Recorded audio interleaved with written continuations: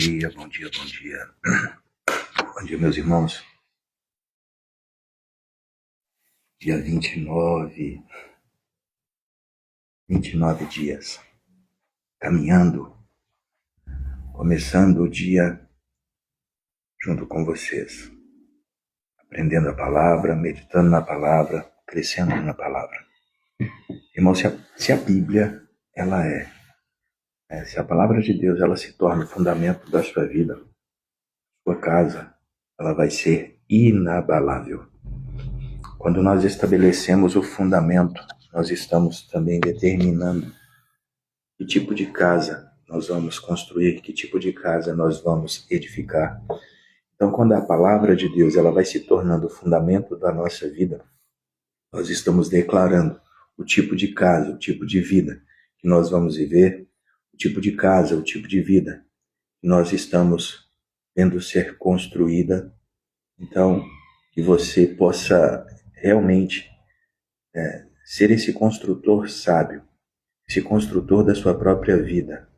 É porque você abre mão do seu tempo, ou melhor, você investe o seu tempo para estar aqui, e isso abençoa a sua vida. Isso traz um retorno muito poderoso para a sua vida. Então, Deus abençoe você. Você que está aqui desde o dia 1º, há 29 dias atrás, ou você que veio pelo caminho, seja qual momento você começou a participar desse discipulado. O que é isso, Adriano? É um discipulado online, é um discipulado para todos. Você vai vir aqui, você vai ouvir a palavra, você vai receber direcionamentos através da palavra. Isso vai impactar a sua vida. E só ouvir não vai impactar. Somente ouvir não vai gerar um impacto. Mas se você começar a se predispor, a abrir seu coração e permitir que essa palavra que está sendo liberada penetre o seu coração, ela entre em você, mas ela também trabalhe em você, ela gere em você aquilo que está sendo liberado, pode ter certeza, você vai realmente experimentar algo muito transformador na sua vida. Bom dia, Marlene, seja bem-vinda. Marlene aí é a 01, tá aí comigo aí desde o primeiro dia, e é muito bom que as pessoas possam entender, irmão, o que acontece quando eu começo algo que é positivo e decido não parar. O que vai acontecer?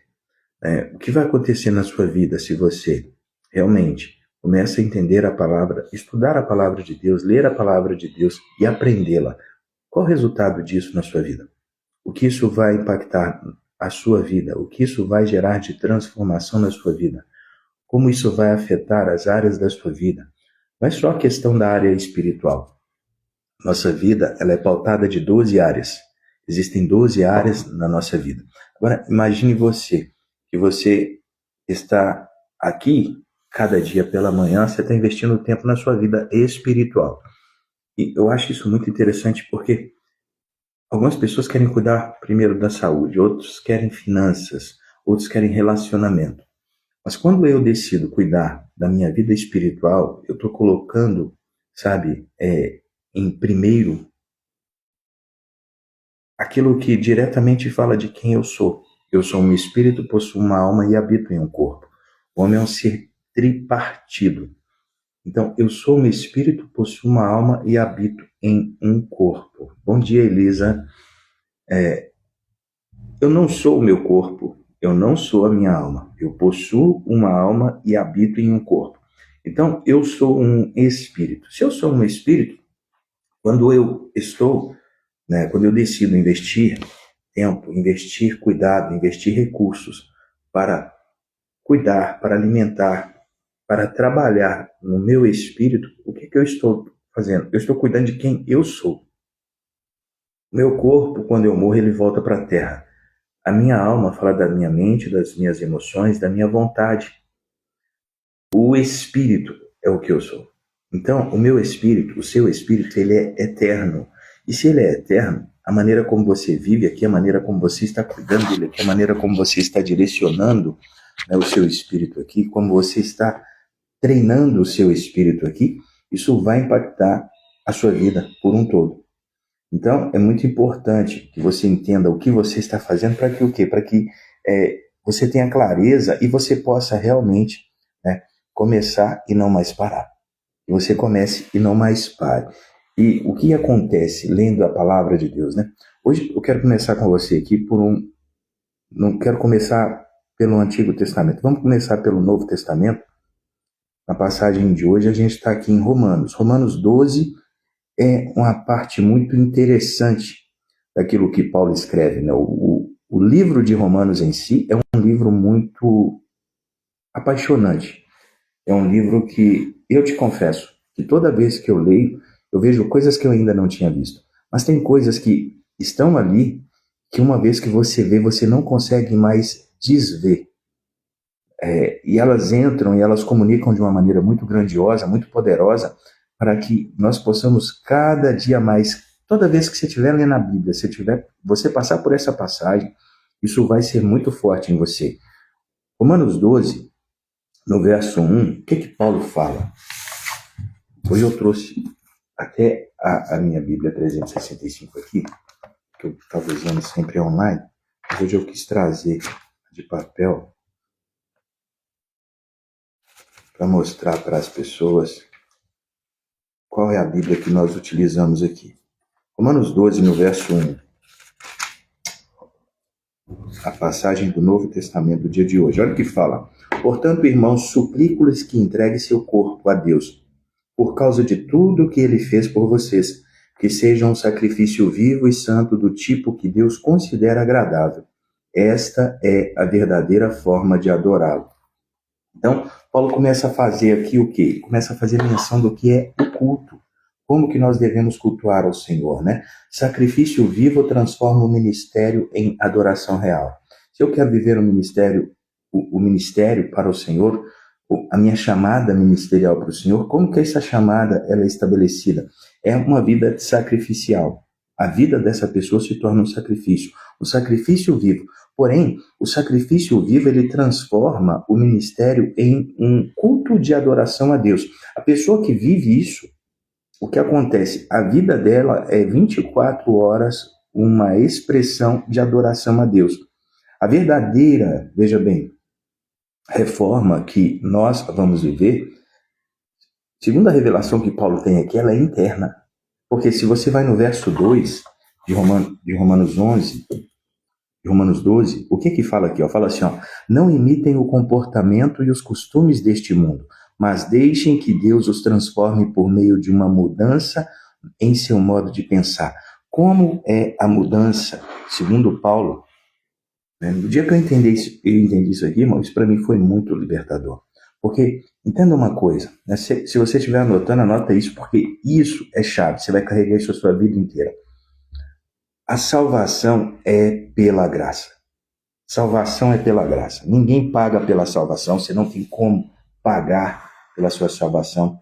Então, não tem como merecer a salvação. A salvação é nos dada pela graça. Ponto. Mas a transformação, ela é intencional.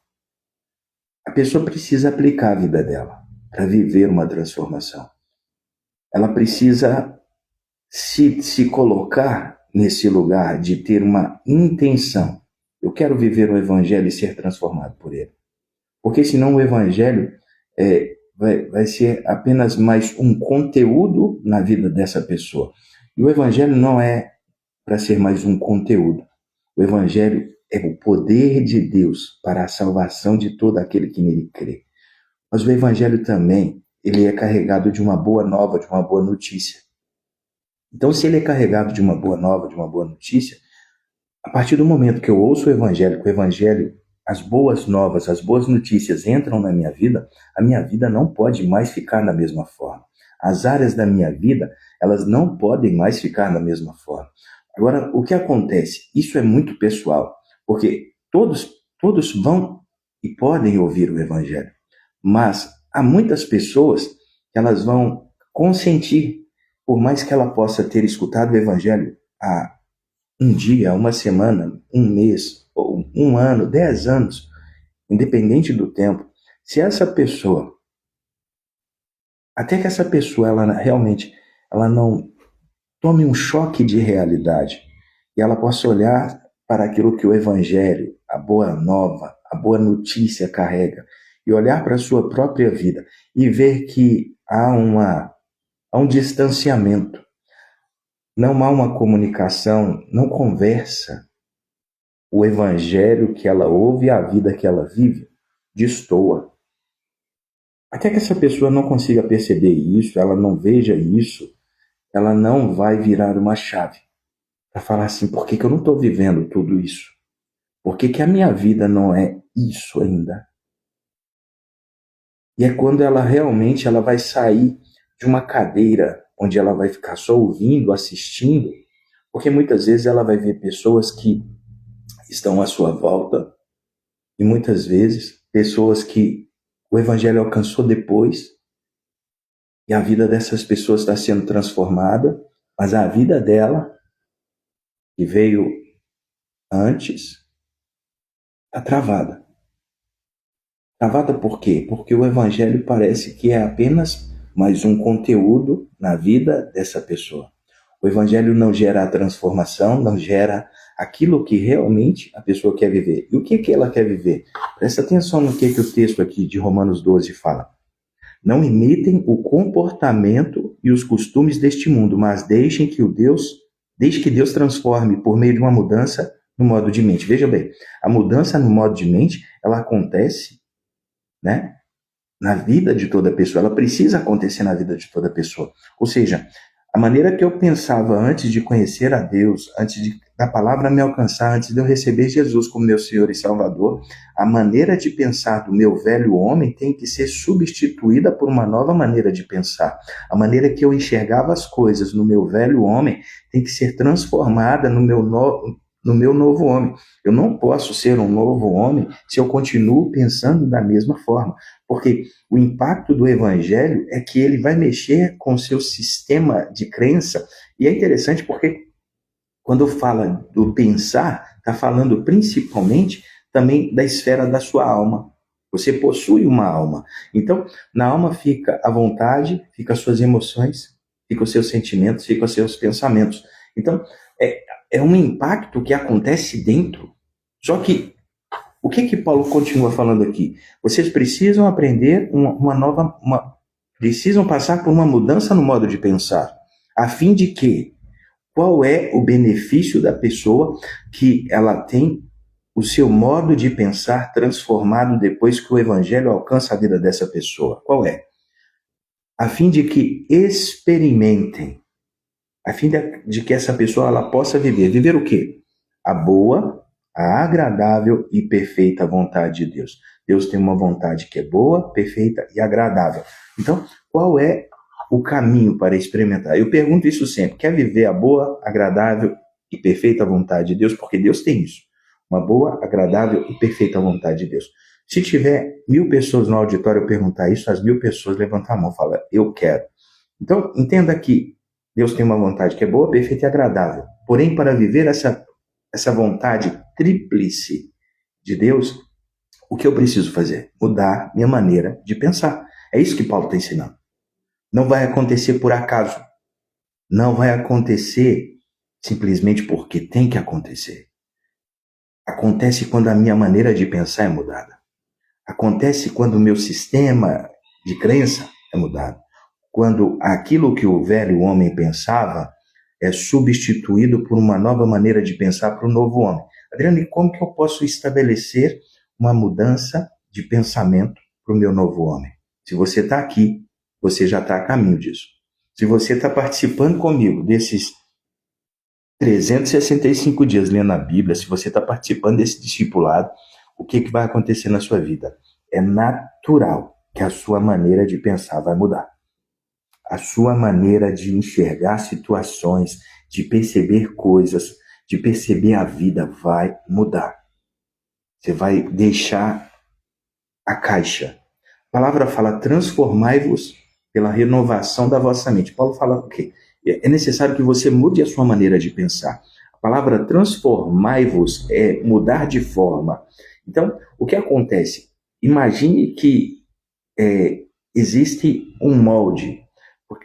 Em outras versões fala assim: Não vos amoldeis, não vos encaixeis na maneira de pensar desse século. Ou seja, cada século existe um molde onde as pessoas entram e pensam daquela determinada maneira. Elas enxergam tudo é determinado por aquele viés. Todo mundo olha para aquela situação e vê a mesma coisa. Quem vê sempre a mesma coisa é porque está enxergando desde a mesma perspectiva. Então, o que acontece? Eu preciso mudar minha perspectiva, eu preciso me mover. Olha para os seus pés aí, onde você está me assistindo, e declara para os seus pés. Seus pés, eles podem se mover. Porque enxergar a mesma coisa depende de estar na mesma posição. Então, nós precisamos ser movidos da posição das pessoas desse século que nós estamos vivendo, que enxerga tudo do mesmo jeito. Para quê? Para enxergar as coisas da maneira como Deus está enxergando. Porque a maneira como eu enxergo algo determina aquilo que eu falo. E o meu falar é capaz de alterar a minha atmosfera, é capaz de alterar, sabe, as situações, o ambiente.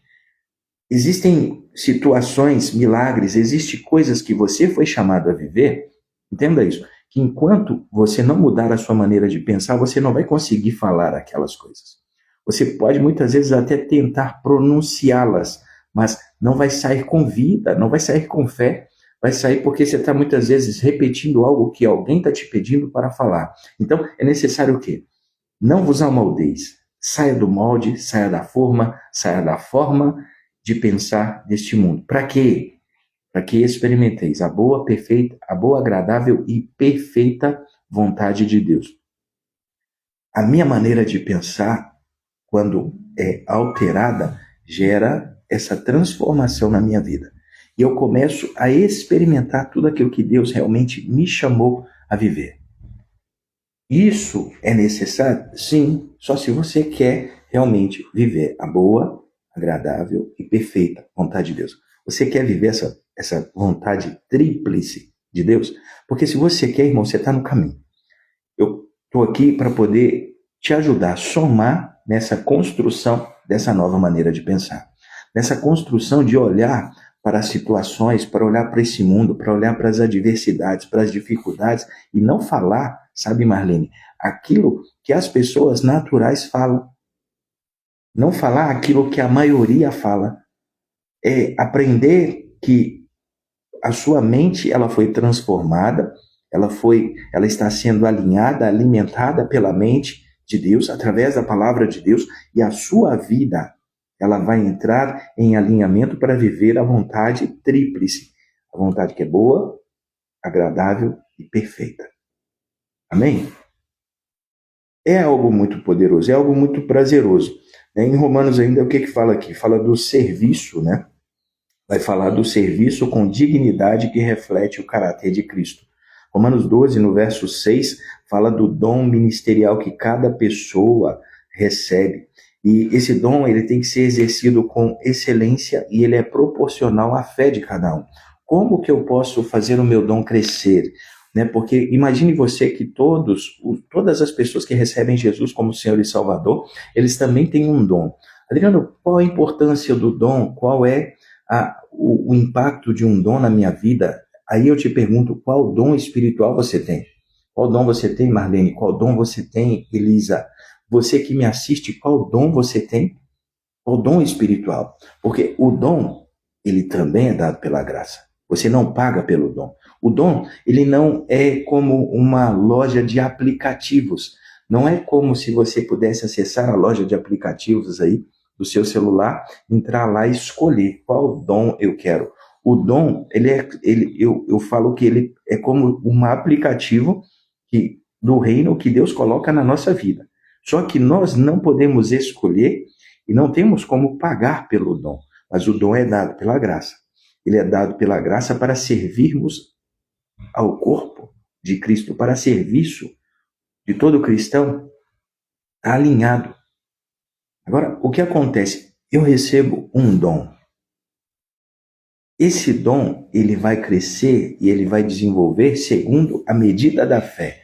Então, quanto mais eu aumento a minha fé, mais o meu dom cresce para servir. Quanto mais eu aumento a minha fé, mais o meu dom se qualifica para servir a mais pessoas. Todos têm um dom. Adriano, por que eu preciso descobrir meu dom? Você tem um destino profético. Você vai entender isso aqui ao longo dos 365 dias. Deus tem algo para você, exclusivamente. Ele não tem para mim. Deus te chamou a fazer algo. Deus te chamou a realizar obras de antemão. Lá em Efésios fala sobre isso. Existem obras que você foi chamado a realizar de antemão. Antes de nascer, essas obras já falavam que você iria realizá-las. É como um livro que foi escrito. Salmo 139, verso 16 fala isso. Existe um livro chamado Livro da Vida e nele foram escritos todos os meus dias. Então, existe um roteiro de vida que foi pré-escrito antes da minha existência, antes da sua existência. Imagina por um momento. De repente você fala assim, eu estou acordando agora pela manhã porque eu quero. Já estava escrito. Porque isso soma para a construção da sua vida. Isso soma para aquilo que Deus quer formar em você. Isso soma para a capacitação, para a sua qualificação, para o seu crescimento. Então, existem situações que você pensa assim, é eu que quero, é eu que quis. E Deus fala assim, não. Já estava escrito. Porque isso era parte do seu treinamento, para viver o seu destino profético, para você poder crescer e desenvolver dentro daquilo que eu estava te chamando, dentro daquilo que eu estava te preparando para você viver em vida. Então, o que acontece? Eu recebo um dom, você recebe o dom. Quem não sabe o seu dom fica travado no seu chamado ministerial. Ela não consegue exercer, ela não consegue saber como ela pode servir, ela não consegue saber como ela pode desenvolver, ministrar ao corpo de Cristo. Por quê? Porque ela se vê incapaz de realmente, ela olha e fala, como que eu posso servir?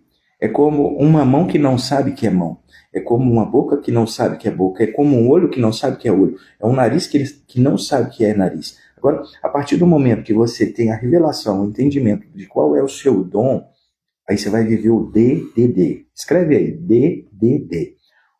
Todo crente precisa viver o DDD. Ele precisa descobrir, ele precisa despertar e ele precisa desenvolver o dom espiritual que Deus colocou na vida dele. Então, todo crente, todo homem, toda mulher que nasceu de novo tem um DDD. 3 Ds. Descobrir, despertar e desenvolver o dom espiritual. Já fiz uma série aqui esse ano falando sobre isso. DDD. E o que é interessante? Quando nós olhamos no tempo bíblico que nós estamos vivendo, o ano é 5785. Dentro do ano 5785, algo que chama muita atenção, porque o número 5, ele tem uma representação, ele tem uma comunicação. O 5, ele fala de favor, ele fala de graça. O 5 também fala dos 5 ministérios, fala dos 5 ofícios ministeriais. Então, o que comunica sobre esse ano dentro do calendário bíblico de maneira especial? É um ano onde Deus quer que você seja ativado nos seus dons. É um ano que Deus quer que você descubra seus dons, desenvolva seus dons. Existe uma graça, o dom é dado pela graça. Então, de repente, você está aqui ouvindo, você fala, Adriano, eu não sei que dom espiritual eu tenho. Fique em paz, você está no lugar tranquilo, você está no lugar certo. Você está num lugar onde eu quero também te ajudar ao longo desse tempo, né, a descobrir seu dom espiritual, a entender qual é o seu dom espiritual, a ativar o seu dom espiritual e começar a desenvolvê-lo. Você vai desenvolver o dom ao longo de toda a sua vida. E, alinhado à leitura da palavra, o que vai acontecer, Marlene, na sua vida? O seu dom, né, você vai descobrir, desenvolver, mas a sua fé também, porque você está alimentando todos os dias com a palavra de Deus, sua fé vai começar a crescer.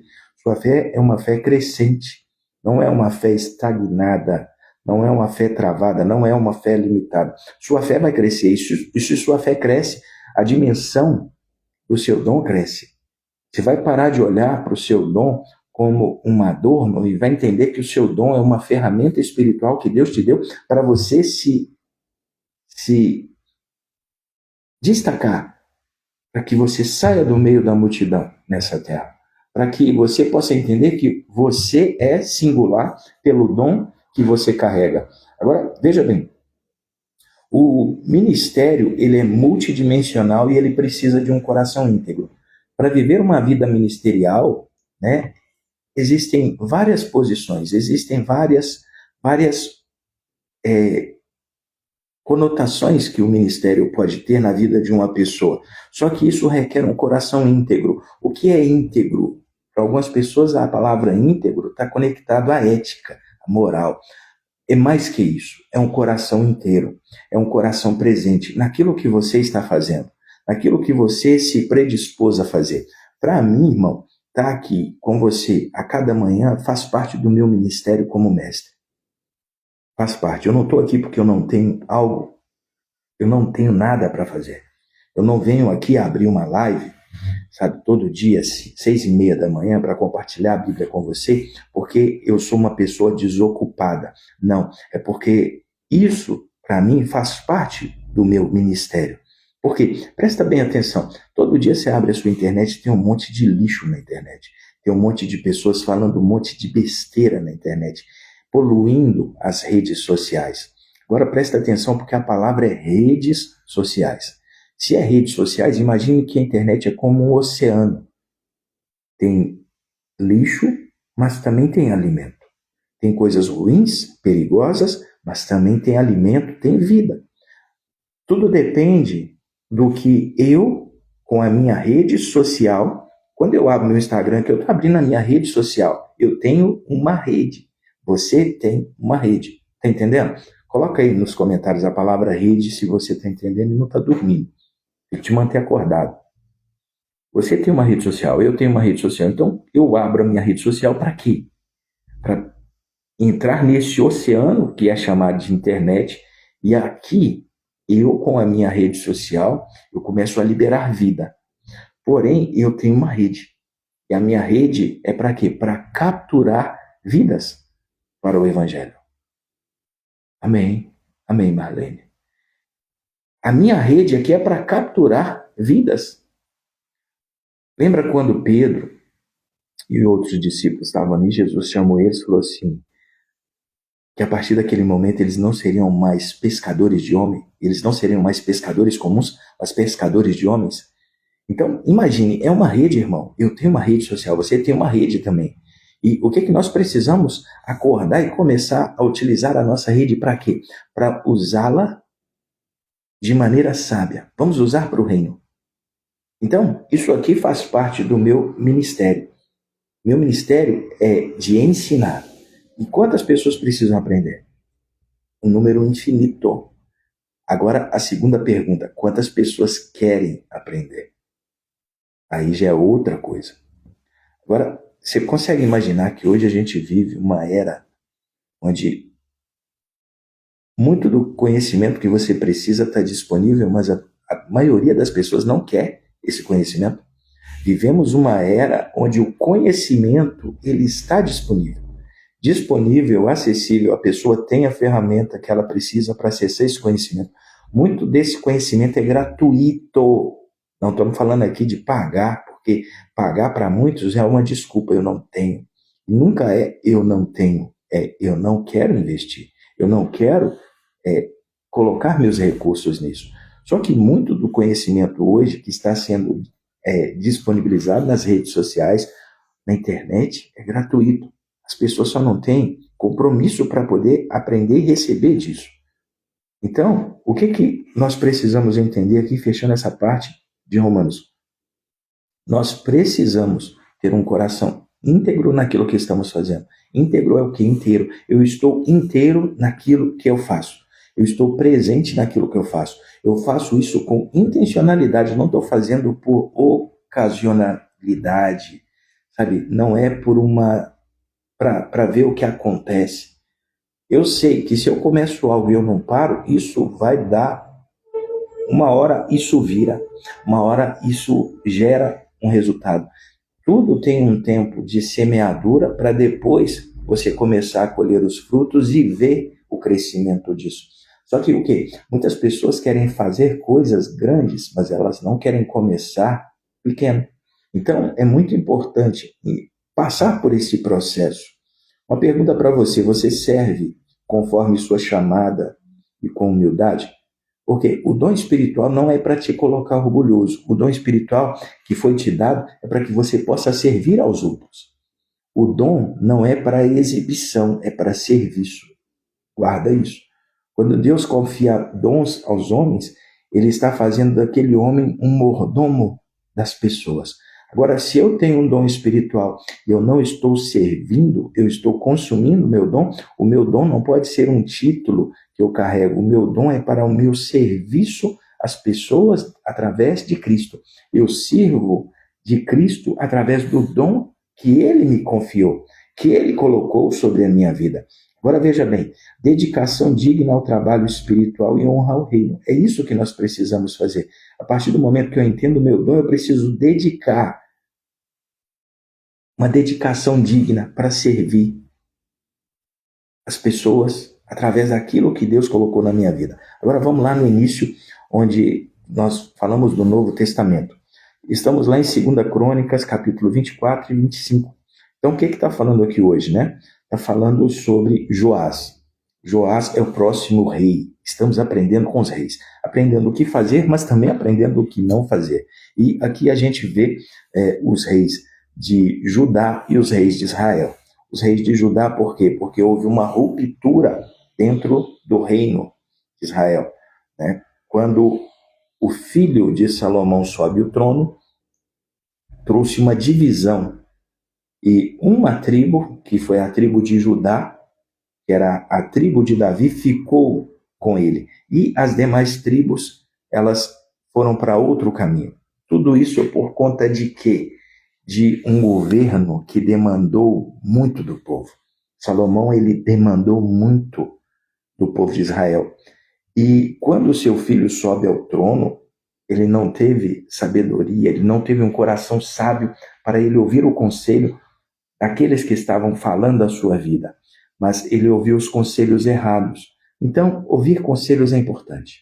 Sim, é determinante para aquilo que Deus quer fazer também. Só que você não deve ouvir qualquer pessoa. Você deve construir uma mesa de conselhos, uma mesa de conselheiros, de pessoas íntegras, de pessoas que realmente têm voz para falar na sua vida. Quem ouve todo mundo não ouve a ninguém, mas quem não ouve a ninguém também precisa se atentar. Porque Deus colocou dentro de outras pessoas aquilo que eu e você precisamos. Deus coloca isso na vida de outras pessoas para que nós possamos nos conectar. Quando eu me conecto com você, quando você se conecta comigo, existe uma parte de Cristo que eu carrego que você pode receber, mas você também tem algo de Cristo que você carrega que eu posso receber. Isso fala que não que nós somos dependentes um do outro, mas somos codependentes. Existe uma codependência. Nós necessitamos nos alinhar com as pessoas certas que carregam aquilo que nós precisamos. E o que acontece? Eu recebo de você, você recebe de mim, e isso é o que nos torna um corpo que vai crescer. Agora, presta atenção, vamos lá. Aqui no texto, né, 24, 4, 7, o que acontece? Joás promove a reforma do templo e institui a coleta regimental de ofertas. O que ele estabeleceu nesse momento aqui? Que reconstruir o altar preserva a conexão com o céu.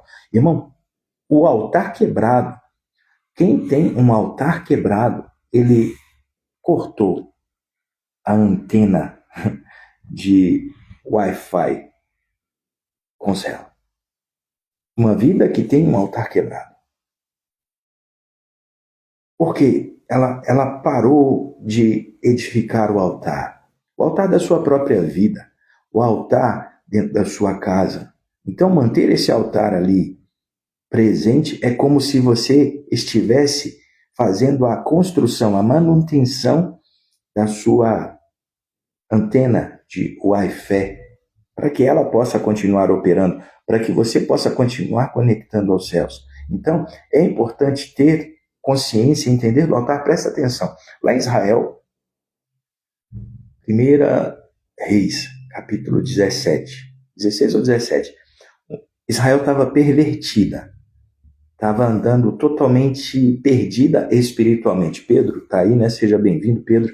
Deus abençoe sua vida. Israel estava pervertido espiritualmente. Aí o que acontece, irmão? Presta atenção. Uma mulher chamada Jezabel, ela tinha causado um caos no âmbito espiritual de Israel. Aí tinha pervertido, tinha contaminado o sistema, né, a fé. Porém, Deus tira um homem do anonimato. Aquele homem estava guardado na aljava de Deus, ele sai do anonimato e vem. Aquele homem aparece e fala assim: segundo a minha palavra, não choverá mais. E estabelece-se uma seca em todo Israel. Fica 3 anos e meio sem chover. 3 anos e meio sem chover. Aí o que acontece? Quando chegou o momento de Deus restabelecer, bem-vindo aí, Max, bom dia. Quando chegou o momento de Deus restabelecer a chuva, a primeira coisa que teve que acontecer na terra antes que Deus abrisse os céus, porque a chuva só pode vir dos céus, a primeira coisa que teve que acontecer na terra para que os céus liberassem a chuva foi restaurar o altar. A restauração do altar aqui na terra estabeleceu que aquilo que os céus podiam liberar viesse. Por que você precisa entender isso? Porque muitas vezes você está esperando Deus liberar sobre a sua vida, mas o altar está quebrado. O seu altar pessoal está corrompido, está destruído. Então, era um tempo de seca. Os céus estavam fechados. Os céus estavam fechados. E os céus, eles guardam tesouros de Deus. Outro dia eu te mostro isso. Os céus guardam tesouros de Deus. O ano que nós estamos vivendo é o ano 5785. O 5 final ali, ele tem uma comunicação. Eu já te falei de dons, dos 5 ministérios, né? Eu já te falei da graça, que ele também expressa, mas o 5, né? O pictograma do 5, ele é a representação de uma janela. É uma representação de uma janela. O que isso comunica? Presta atenção. Lá em Malaquias 3:10, Deus nos chama a fazer prova dele. Fazer prova de mim. Como que eu faço prova de Deus? Através dos meus dízimos e ofertas. Então, quando eu entendo que eu tenho que honrar ao Senhor, através de dízimos, ofertas, através dos recursos que Ele tem colocado na minha mão, qual é o efeito disso na minha vida? Ele fala: trazei a mim todos os dízimos e ofertas, e veja, e me provai, se eu não vos abrireis as janelas dos céus, se eu não derramarei sobre vós bênção tal, bênção sem medida. O texto fala: quer experimentar uma bênção que não tenha medida? O que é medida? Imagine que você traga a sua medida. Você fala assim: ó Deus, me abençoa. Agora, quando você escolhe ser um dizimista fiel, um ofertante generoso, com coração grato, enquanto você está aplicando a sua generosidade, os céus estão abrindo sobre a sua vida e Deus está derramando algo sobre a sua vida, sobre a sua casa, sobre a sua família, sem medida. O que é sem medida? Você trouxe isso. Aí Deus fala: eu queria te dar a 10, eu quero te dar 10 desse. Vai transbordar. O que Deus quer derramar vai exceder a sua necessidade, a sua capacidade. Isso para quê? Porque o foco não é que você seja apenas alguém abençoado. Deus não quer te fazer apenas uma pessoa abençoada, mas Ele quer que você entenda que o seu chamado nessa terra é ser um abençoador. Um abençoador. Agora, aí você, de repente, você vai bugar, você vai falar assim: mas eu não estou tendo nem para mim. Ainda. Mas vai ter. Vai ter para você, para abençoar. Declare: eu serei. Declare: eu sou. Não é eu serei futuro, não. Pode declarar: eu sou um abençoador. Você é abençoado, mas você também é um abençoador. Declare isso.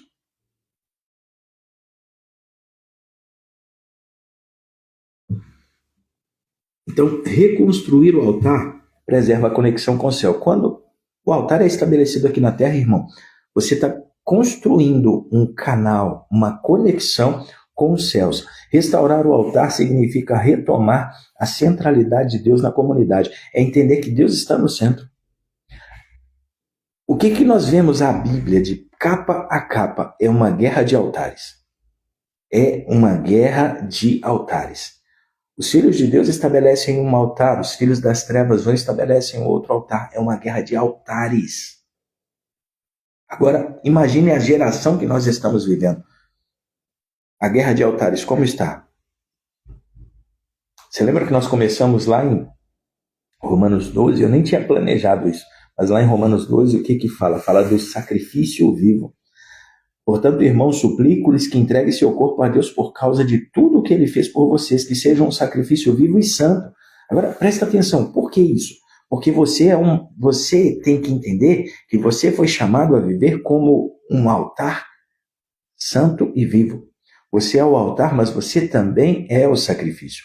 Você é um altar que se conecta com os céus, mas você também é um sacrifício. A sua vida seja um sacrifício vivo e santo sob este altar.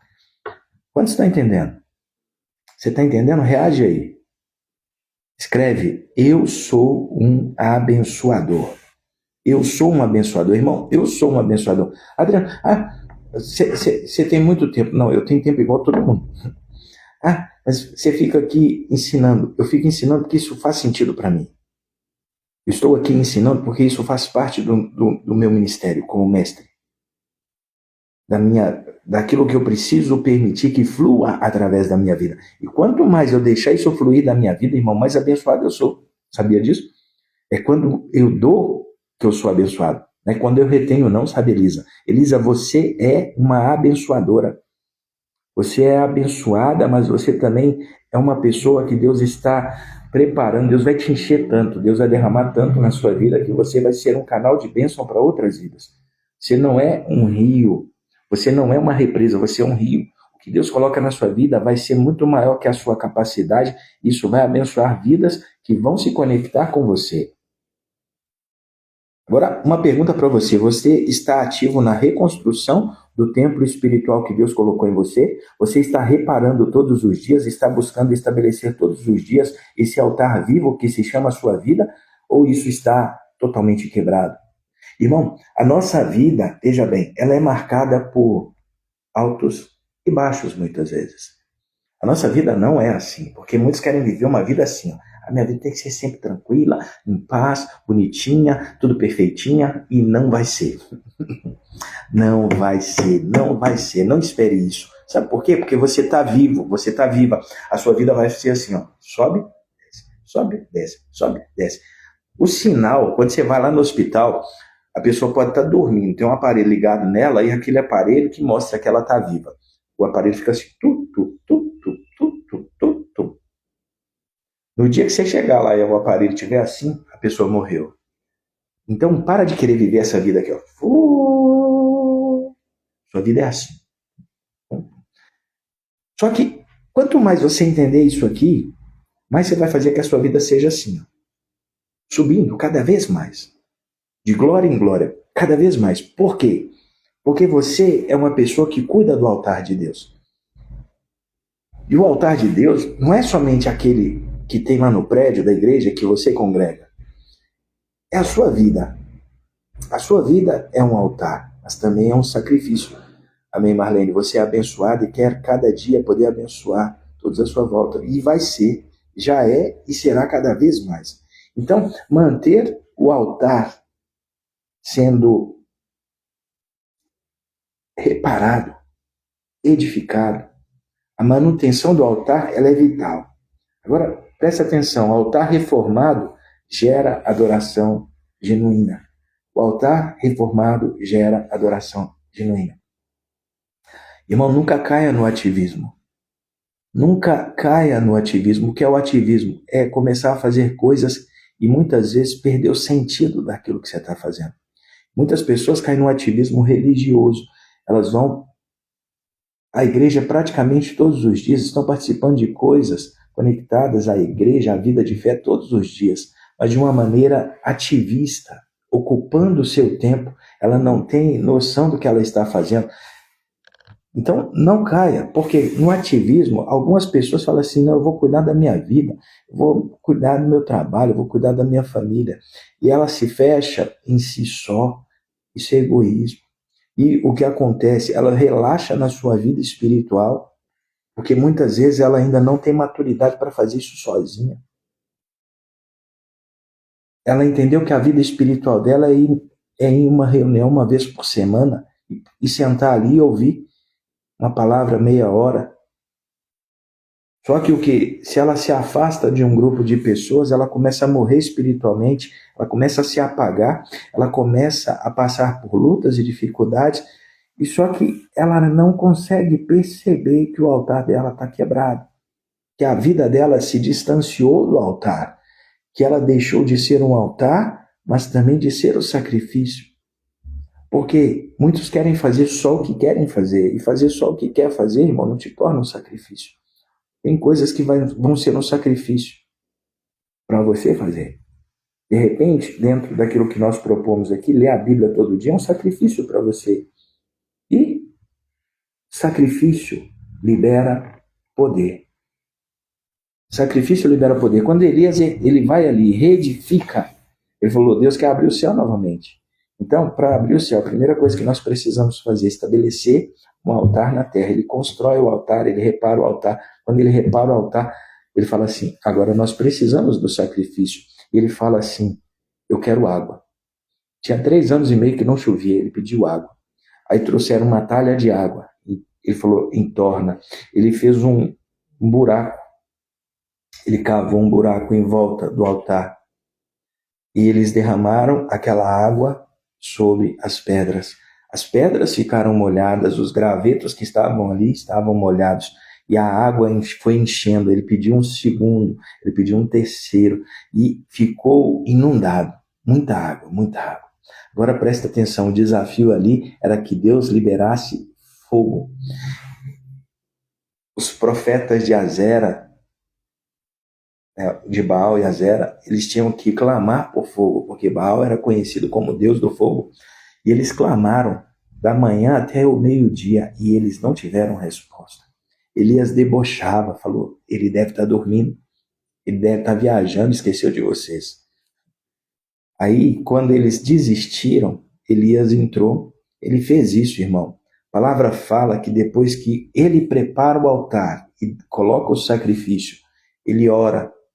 E quando ele ora, desceu fogo do céu, como uma língua de fogo, ela desce, toca o altar e recebe toda a água. Os profetas que tinham se levantado debaixo do conselho de Jezabel são mortos.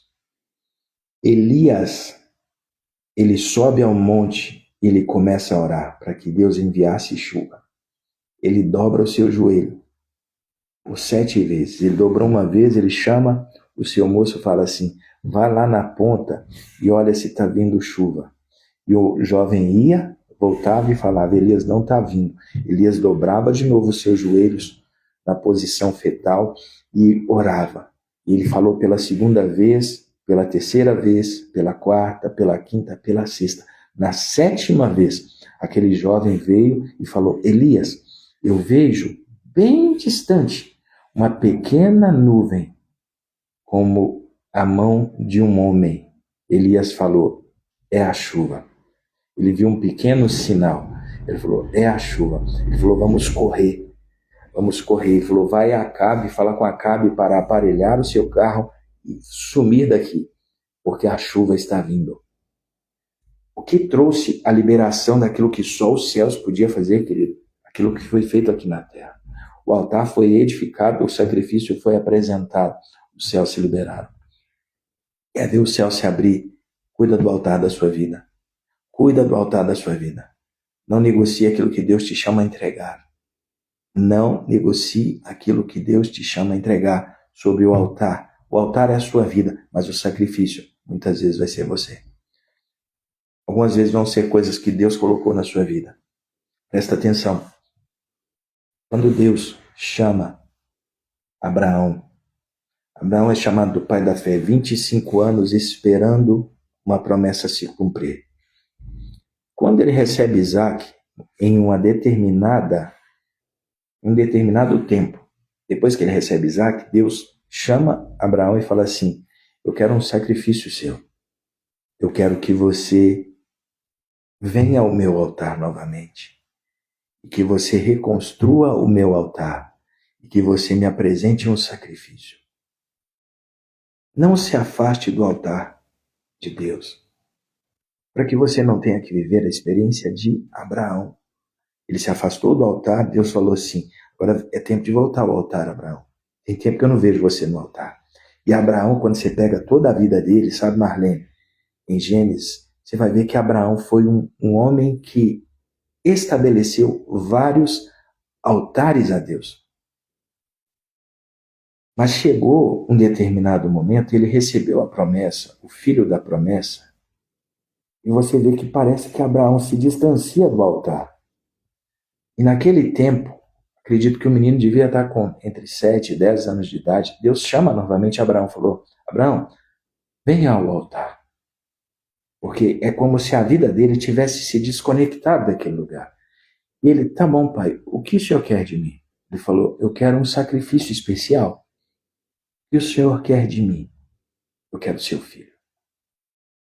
Eu quero o seu filho. O senhor quer a minha bênção? Eu quero a sua bênção. Abraão não negou oferecer em sacrifício o seu filho, a sua bênção. O que isso ensina, irmão? Pega isso. Nunca permita que a bênção de Deus, aquilo que Deus vai entregar à sua vida, se torne no seu coração maior do que ele. Que a bênção nunca seja maior do que o abençoador, que é Deus na sua vida, que é a presença de Deus na sua vida.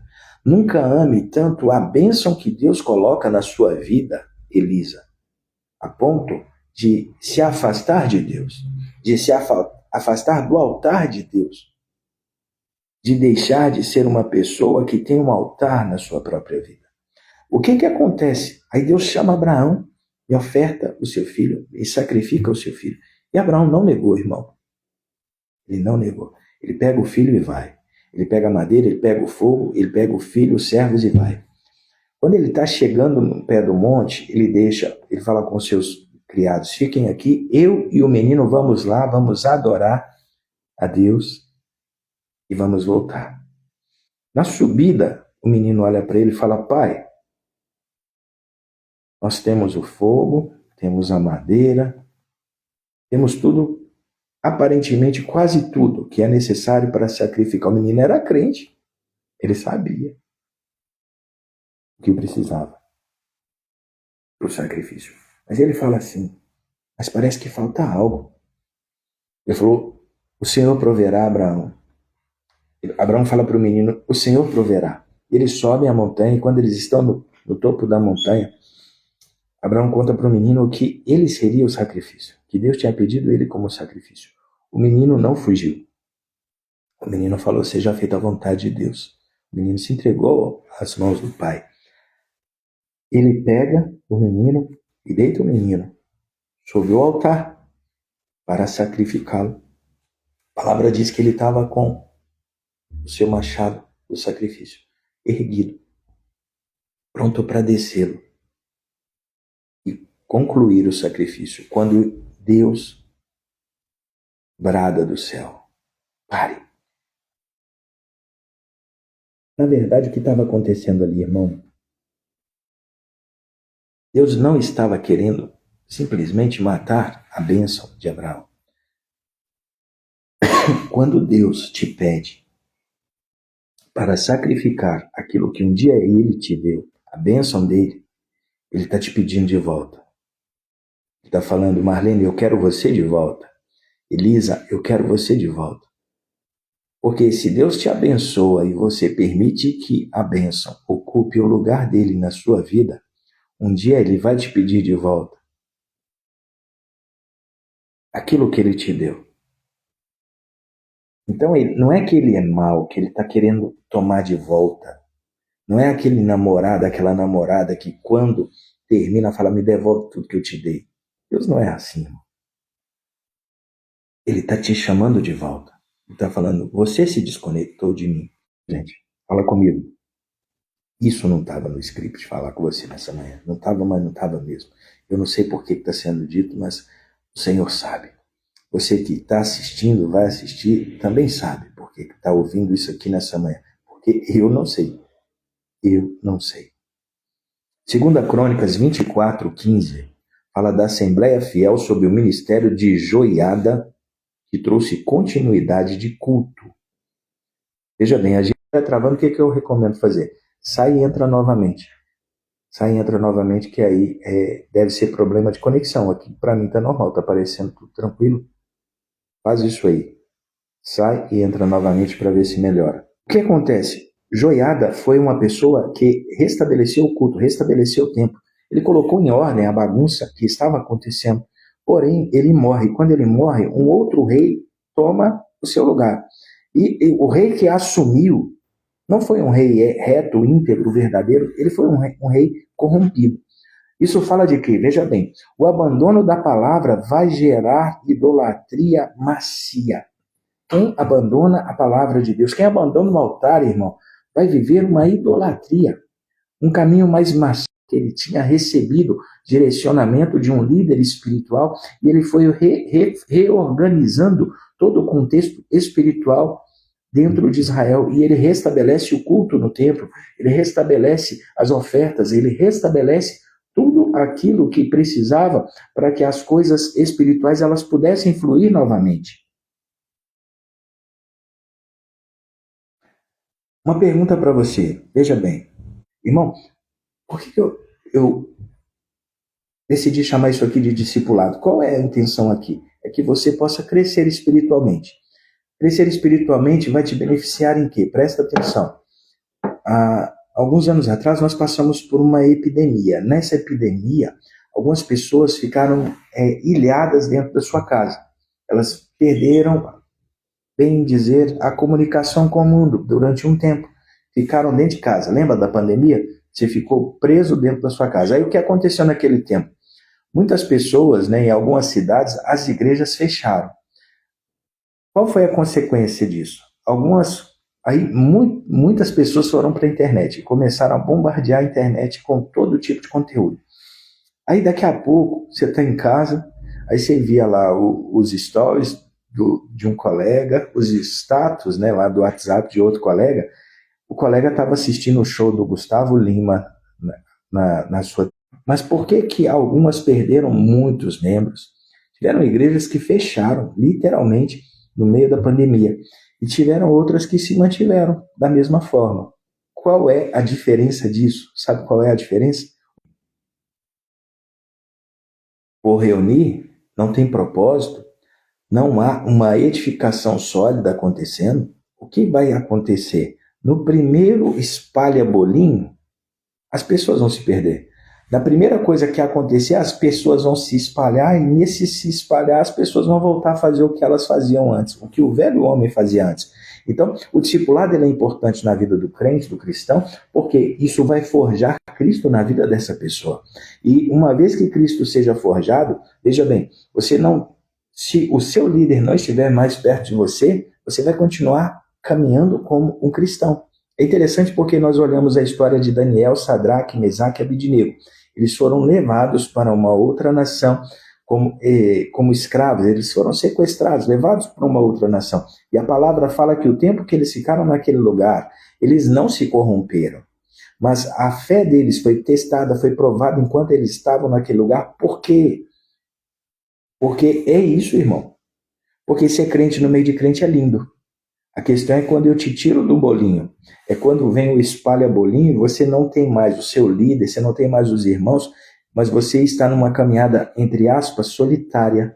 Como você vai desempenhar essa caminhada? É isso que vai ser questionado. Amém? Irmão, nosso tempo excedeu. Algumas pessoas também estão falando que está travando, então vamos encerrar a live hoje. Acredito que tem muita coisa que já foi compartilhada aqui, referente a esse dia. Tinha mais coisa, mas... Porque, veja bem, Existe um poder nas nossas palavras, poder para dar vida, mas poder também para dar morte. Então, falar, e principalmente falar certo, é importante de maneira, é falar de forma inspirada por Deus. Que o Espírito Santo te inspire nesse dia a falar, a declarar, a liberar as palavras certas na sua vida, na sua casa, na sua família, nos seus negócios, na sua igreja local, na sua comunidade, em tudo aquilo que Deus te mostrar, que você possa ter a palavra certa para falar. Amém? Pai, obrigado por esse dia, essa manhã.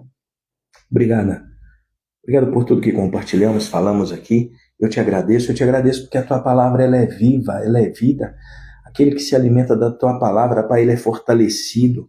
Por mais que muitas vezes nós não consigamos entender, a tua palavra, Pai, ela vai permanecer. A tua palavra vai continuar crescendo, abençoando e ministrando as nossas vidas. Toma esse dia em tuas mãos, declaramos um dia de céus abertos, declaramos um dia onde o leão ruja, que o leão ruja. Pai, eu declaro nessa hora que toda ação do espírito do medo é quebrada. Toda ação espiritual do medo é quebrada agora pelo poder do nome de Jesus. Eu declaro que toda a emoção do medo seja regulada, mas eu declaro, Pai, que o medo não vai nos parar, o medo não vai nos paralisar. Vamos avançar independente do medo, para fazer aquilo que o Senhor está nos chamando a fazer. Mas eu declaro um tempo de temor, que o temor do Senhor cresça na minha vida, na minha casa, na minha família, na vida dos meus irmãos. Eu profetizo o temor do Senhor sobre a sua vida, você que me assiste, que assiste a gravação, que o temor do Senhor visite a sua vida. A palavra de Deus, ela declara, e nós entramos em acordo com a sua palavra. Tua palavra diz que os anjos do Senhor se acampam ao redor daqueles que te temem. Senhor, que os anjos estejam acampados ao nosso lado. Não como o velho homem pensava, mas como o Senhor nos chama a pensar. Que a tua palavra que está sendo ensinada aqui a cada dia, ela possa afetar a maneira de cada um de pensar, de ver, de perceber as coisas. Perfeita vontade. Essa